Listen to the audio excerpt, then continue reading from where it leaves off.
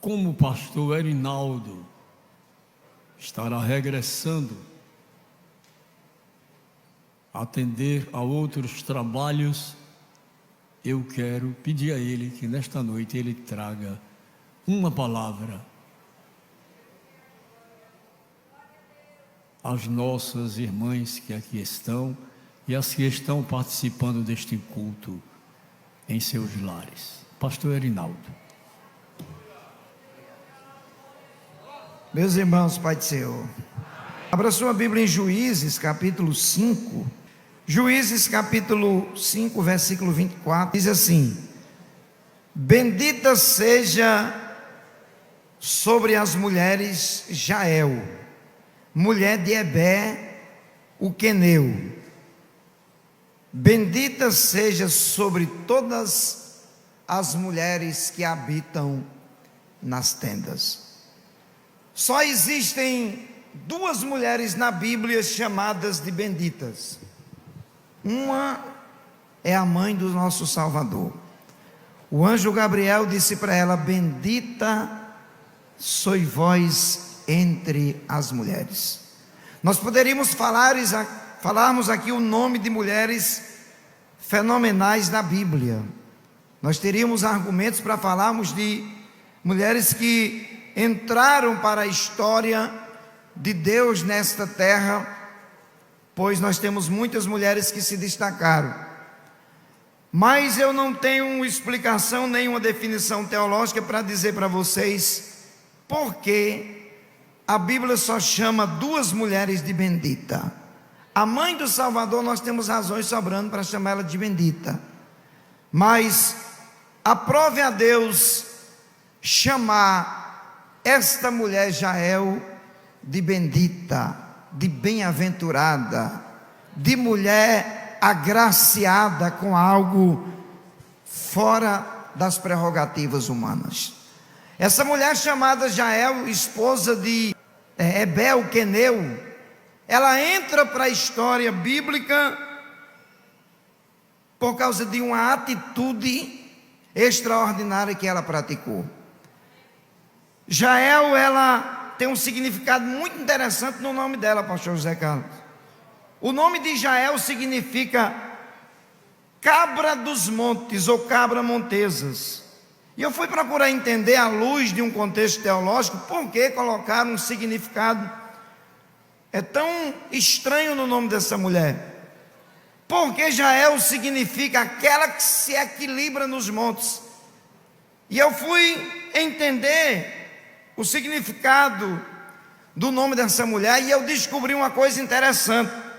No país de Marrocos existem muitas cabras que, quando elas vão parir os seus cabritinhos, elas procuram os lugares rochosos, os montes, para parirem as suas crias. Por que elas fazem isso? Por que elas vão para um lugar tão desconfortável ou tão perigoso? Elas vão para lá com um objetivo: proteger as suas crias, os seus filhotes dos predadores. Os lugares que elas conseguem chegarem e se equilibrarem, nem os predadores mais habilidosos conseguem chegar lá.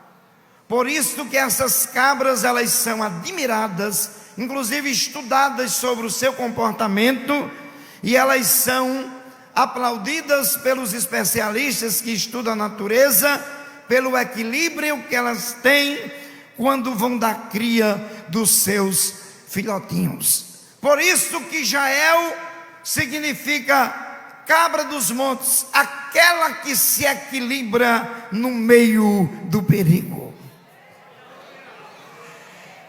Quando é que Jael vai ser inserida nesse contexto bíblico e vai se destacar? A história de Jael aconteceu na época dos juízes em Israel, a época que a gente conhece, chamada de época pós-Josué. A época pós-Josué foi aquela época que durou um período muito longo.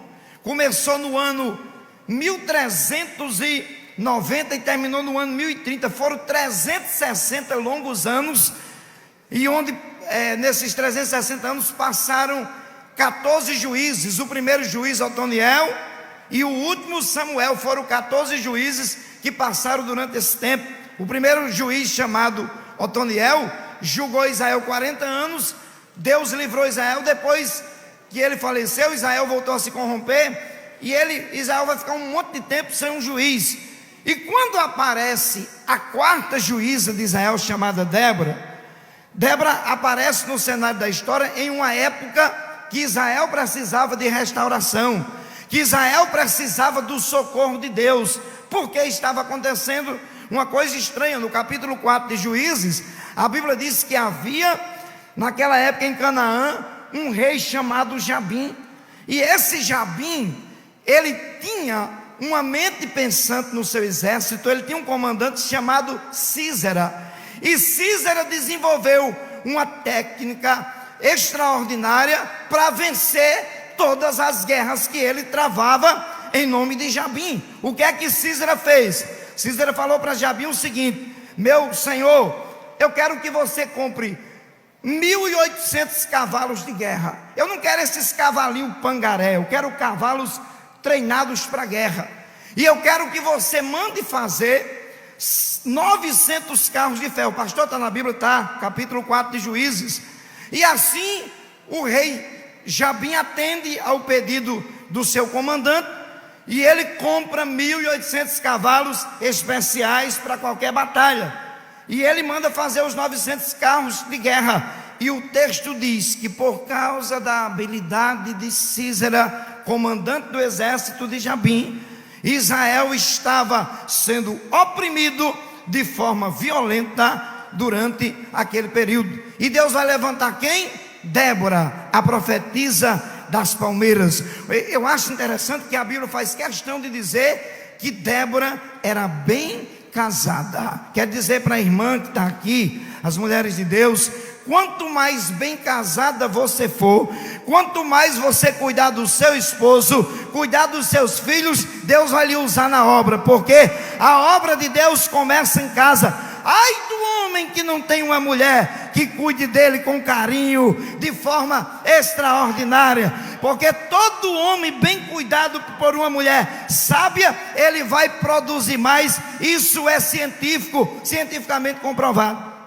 Débora, esposa de Lapidote, uma grande mulher de Deus, porém Deus levantou ela para ser profeta. Irmã, não importa qual é o seu cargo na sociedade, se você estiver disponível, Deus vai lhe levantar nesta geração. Eu estava sábado de manhã aqui na consagração dos adoradores, e tem uma irmã aqui dessa igreja que pregou uma mensagem antes de mim. Eu falei para Deus: Deus, o que é que eu vou pregar depois de tudo que essa mulher pregou? Por quê? Porque Deus está levantando uma geração de mulheres cheias do Espírito Santo, mulheres que cuidam da casa, mas tem tempo para a obra, mulheres que cuidam do esposo, mas tem tempo para a obra. É você que a Bíblia chama de bendita.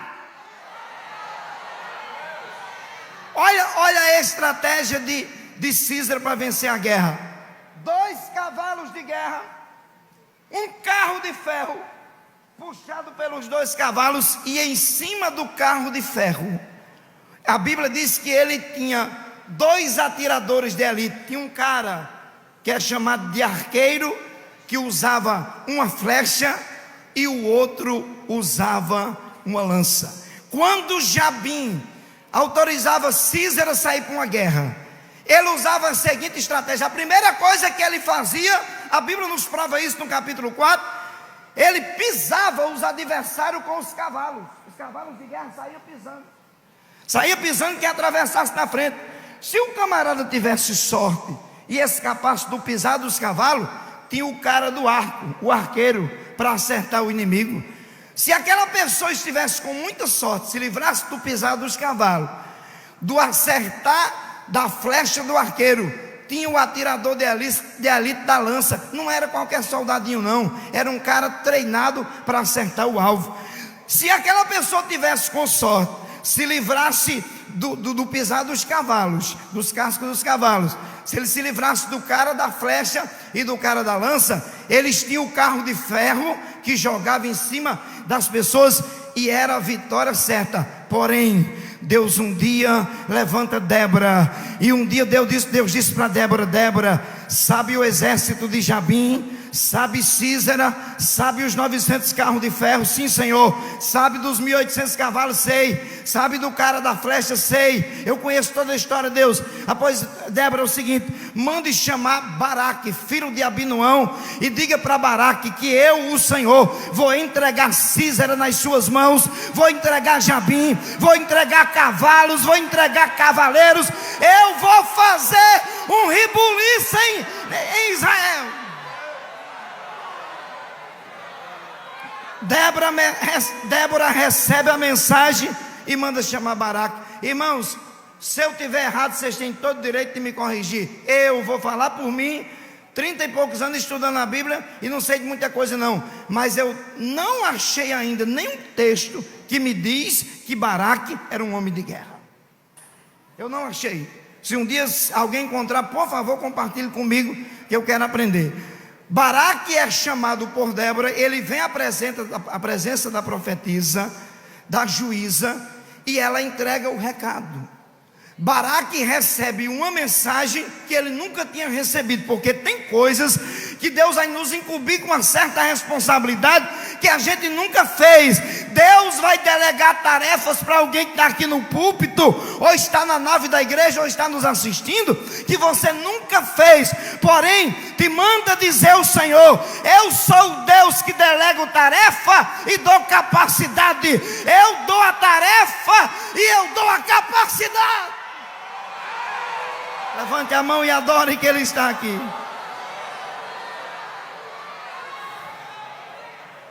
Tem homem que não gosta de ouvir mulher pregar. Baraque ouviu a mensagem de Débora. Débora pregou para Baraque, disse: Deus mandou lhe dizer isso, isso e isso. Baraque ouviu a mensagem de Débora, fez uma alta avaliação das suas condições. Ele sabia que as suas condições não lhe dariam capacidade de vencer o grande estrategista Císera com os seus cavalos e os carros de ferro e os seus soldados. Ele pensa e repensa sobre a proposta de Deus por meio de Débora, e ele disse para Débora: Débora, eu estou disponível a fazer o que Deus mandou. Débora disse: então, Baraque, Deus mandou dizer para você que junte 10.000 homens, 5.000 da tribo de Naphtali, 5 da tribo de Zebulon. Existe um monte chamado Monte Tabor, que aparece na Bíblia 2 vezes. O Monte Tabor é o Monte da Transfiguração. Só aparece nesse texto quando Débora manda Baraque subir ao Monte Tabor. O Monte Tabor ficava a 520 metros acima do nível do mar, e Deus disse para Débora dizer para Baraque: sobe lá com esses 10.000 homens e deixa o resto com Deus. Meu irmão, na obra de Deus a gente faz a nossa parte, mas tem a parte que quem faz é Deus. Pastor José estava pregando aqui, Deus estava derramando graça. Quem faz é Deus, é a graça de Deus. Qual é a minha parte da glória? Qual é a minha parte? Entregar o que você trouxe para o culto. Faça a sua parte, porque o céu vai fazer a parte dele.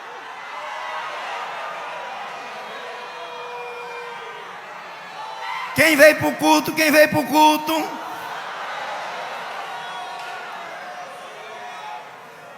Baraque disse para Débora: Débora, eu vou, subirei o Monte Tabor, levarei os 10.000 homens, farei o que Deus mandou, porém eu tenho uma reivindicação para fazer, Débora.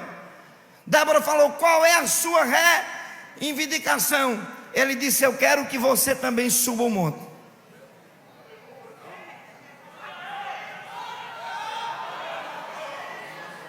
Eu já vi um pregador dizer que Baraque era frouxo, por isso que chamou Débora. Tem nada a ver com isso. Vocês sabem por que Baraque chamou Débora para subir o Monte Tabor? Porque ele analisou a situação e disse assim: com esta mulher está a palavra do dono do céu, é com ela que está a mensagem, ela tem a palavra, e eu não quero ir para uma guerra sem a palavra. Não adianta pregar se não for a palavra. Não adianta a gente querer fazer qualquer coisa se a palavra não estiver na frente. Porque quem liberta é Jesus, quem salva é Jesus por meio da palavra. Jesus disse: se as minhas palavras estiverem em vós, se as minhas palavras estiverem em vós, sempre foi do agrado de Deus que a palavra dele estivesse em nós. Eu já vou encerrar. Débora olhou para Baraque e disse: eu vou, porém a honra da vitória vai ser de uma mulher, vai ser de uma anônima, vai ser de uma mulher que nunca saiu no cartaz da agenda para pregar. Eu vou dizer uma coisa muito forte aqui: o nosso Deus é especialista em tirar mulheres do anonimato. O nosso presidente dos Gideões chamou para pregar no maior congresso de missões do Brasil, pelo menos esse ano, 10 mulheres que eu nunca nem vi o nome, estavam escondidas, mas quando Deus resolve mostrar, Deus mostra, Deus traz a existência até aquilo que não existe.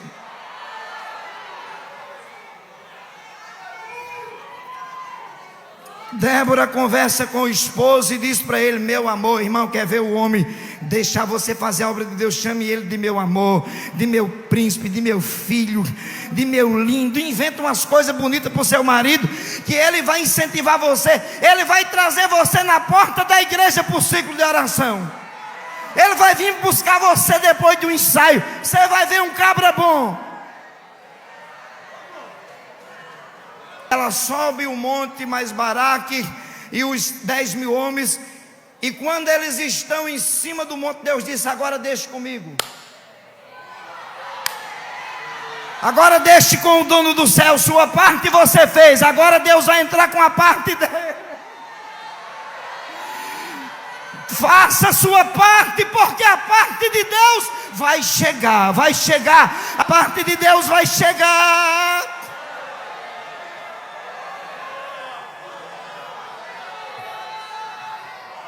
Em frente ao Monte Tabor, existe um ribeiro chamado Ribeiro de Quizon, que no dia que Baraque e Débora subiram ao Monte Tabor, o ribeiro estava seco.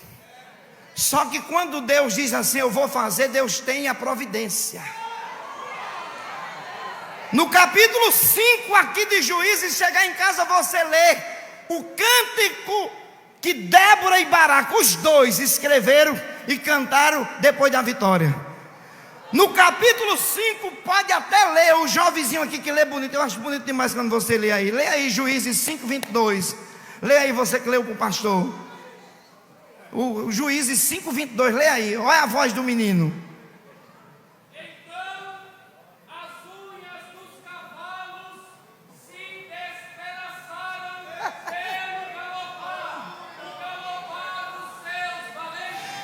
Deixa eu explicar isso aqui para vocês. Obrigado, meu filho. Ei, o ribeiro de Quizon começou a encher de água. Tem uns versículos a seguir que diz assim: que o tempo se escureceu. O ribeiro de Quizon, que estava seco, igual aqueles riachos em alguns lugares do Nordeste, que só enche quando dá uma chuva, começou a encher. O riacho começou a borbulhar água. O tempo escureceu.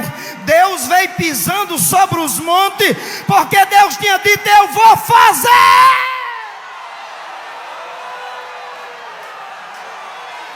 Eu estou entendendo que Deus quer fazer uma coisa nova na vida de Deus está fazendo uma coisa nova.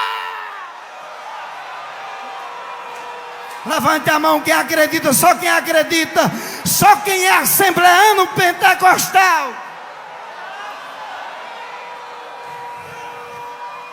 Aleluia. Os cascos dos cavalos começaram a se quebrar dentro do ribeiro de Quizon. Os cavalos já não existem mais, mas tem o cara da flecha, o arqueiro. Mas se você ler o Salmo 46, 9, meu filho, eu só vou usar você essa vez. Lê aí Salmo 46, 9, por favor. Escuta. Isso.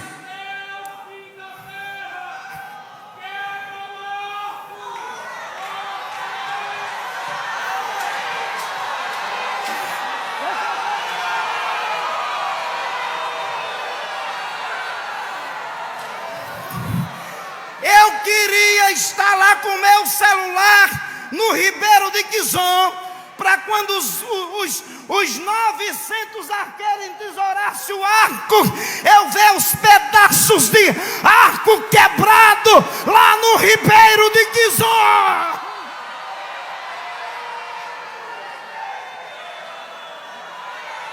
Deus já resolveu o problema dos cavalos de guerra, Deus já resolveu o problema do arco, mas ainda tem o cara da lança. Parece que os soldados com a lança preparada para jogar. E sabe qual foi o resultado? Deus quebrou o arco e Deus cortou a lança no Ribeiro de Quizon.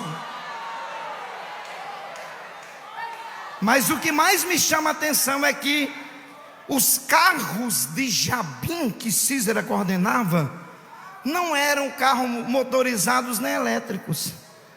Não me pergunte como, mas eles pegaram fogo dentro d'água no Ribeiro de Quizon. Porque quando Deus quer fazer, Deus não precisa explicar para ninguém. Se Deus quiser lhe dar sua casa própria, Ele não precisa de explicação. Se Deus quiser fazer, Ele faz e pronto. Não adianta crise, não adianta Satanás fazer o que ele quiser fazer. Se Deus quiser operar, Deus vai operar.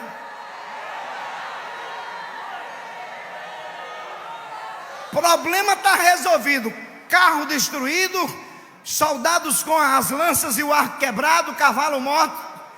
Porém, escuta isso aqui, que é para a gente pensar e eu encerrar. Sísera conseguiu fugir. Pense comigo uma coisa aqui, não sei se já aconteceu com você, de Deus usar profetas, ou falar por meio da mensagem, Deus usar pessoas que você sabe que tem vida com Deus, que a mensagem é verdadeira, e aquela pessoa nos entregou a mensagem, e as coisas começam a acontecer o contrário. Deus tinha dito para Débora, diga para Baraque, que eu vou entregar os cavalos, vou entregar Jabim, vou entregar Sísera, e agora Sísera fugiu. Porém Deus tinha uma anônima escondida, aquela que se equilibra igual as cabras dos montes, estava posicionada por Deus. As mulheres, levante a mão. Eu vou profetizar, pastor José Carlos de Lima, que aqui nesta igreja de João Pessoa tem um exército de mulheres posicionadas por Deus. Você está posicionada por Deus. Pode até estar escondida, está no anonimato, mas está posicionada por Deus no seu lar, no meio da família, nesta sociedade. Deus posicionou você. Eu estou entendendo que Jesus está aqui desde o começo desse culto.